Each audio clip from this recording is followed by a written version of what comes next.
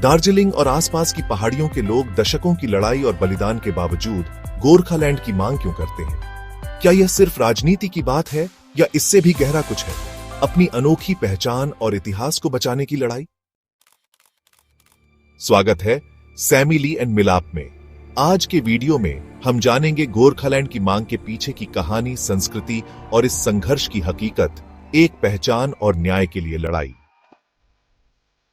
दार्जिलिंग की उत्पत्ति पहले सिक्किम के राज्य का हिस्सा था, जिसे 1830 के दशक में ब्रिटिशों ने अपने अधीन कर लिया। स्वतंत्रता के बाद बिना किसी जनमत संग्रह के दार्जिलिंग को पश्चिम बंगाल में शामिल कर लिया गया, जिससे गोरखा समुदाय में विश्वासघात और उपेक्षा की भावना पैदा हुई। गोरखा समुदाय के त्योहार जैसे दशैं तिहार और माघे संक्रांति बंगाली संस्कृति से पूरी तरह अलग हैं। 1992 में संविधान की 8वीं अनुसूची में शामिल, फिर भी पश्चिम बंगाल में भेदभाव का सामना।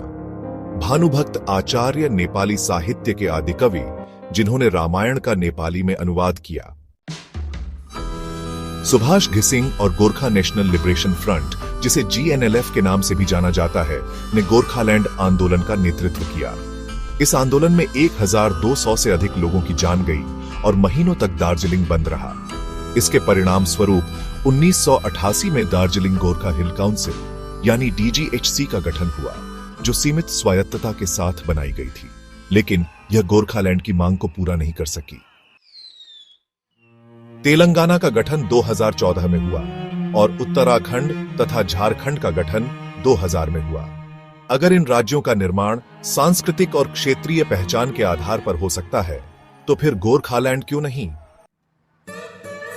दार्जिलिंग चाय प्रसिद्ध है, पर चाय बागानों के मजदूर गरीबी में जीते हैं। GTA की सीमित स्वायत्तता, अपर्याप्त धनराशि और शक्तियां। गोरखा सैनिकों की बहादुरी। हम बंगाल विरोधी नहीं हैं, हम गोरखा समर्थक हैं। गोरखालैंड सिर्फ जमीन की मांग नहीं है, यह एक अनोखी संस्कृति, इतिहास और पहचान को बचाने की लड़ाई है। जो लोग इस संघर्ष पर विश्वास रखते हैं, कभी हार मत मानो। तेलंगाना, उत्तराखंड और झारखंड की तरह संघर्ष जारी रखो, क्योंकि आखिर में यह सिर्फ जमीन का नहीं, न्याय का सवाल है। संघर्ष जारी रहेगा, गोरखालैंड जरूर बनेगा।